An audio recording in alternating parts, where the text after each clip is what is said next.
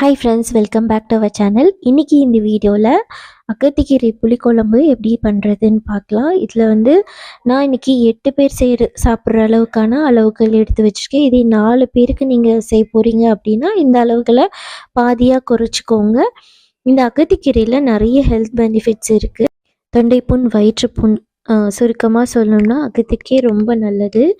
Vitamin K நிறையா இருக்குது, anti oxidants நிறையா இருக்குது. இந்த கீரை கிடச்சதுன்னா மிஸ் பண்ணாமல் கண்டிப்பாக சாப்பிடுங்க. இன்றைக்கி நான் 8 பேருக்கான அளவுகள் சொல்லியிருக்கேன்.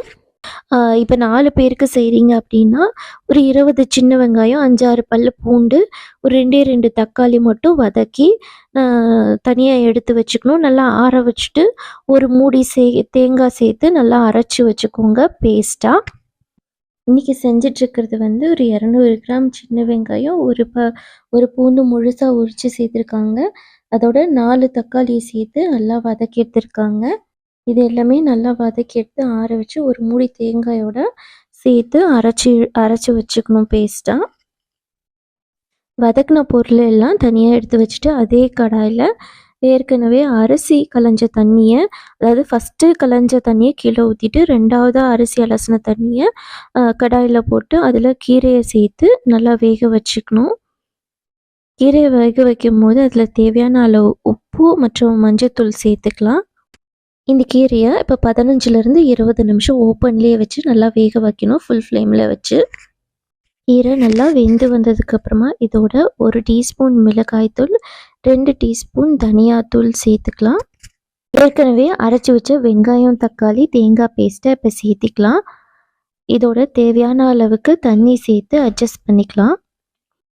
ஏற்கனவே ஒரு பெரிய எலுமிச்சப்பழ சைஸ்க்கு புளி ஊற வச்சுருக்கோம். அது நல்லா கரைச்சி அதோட புளி தண்ணியையும் இதோட சேர்த்துக்கலாம். இப்போ இது நல்லா ஒரு 10லேருந்து 15 நிமிஷம் நல்லா கொதிக்க விட்டுடலாம். இது மாதிரியான healthy recipes, healthy baking, unboxing, review and outing vlog இது மாதிரியான வீடியோஸ் நம்ம சேனலில் தொடர்ந்து அப்லோட் பண்ணிகிட்ருக்கோம். அடுத்தடுத்து வீடியோஸ் பார்க்குறதுக்கு நம்மளோட சேனலை சப்ஸ்கிரைப் பண்ணிக்கோங்க.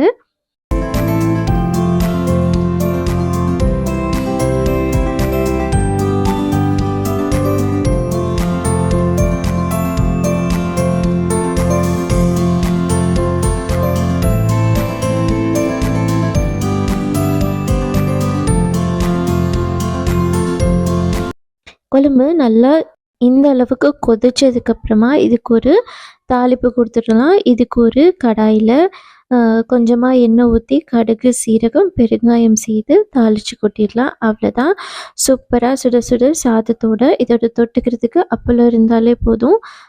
சாப்பாட்டுக்கு சூப்பரான ஒரு அகத்திக்கீரை புளிக்குழம்பு ரெடி பண்ணியாச்சு. அடுத்த ஒரு வீடியோவில் மீட் பண்ணலாம். இதுவரை பொறுமையாக வீடியோ பார்த்தவங்களுக்கு நன்றி, வணக்கம்.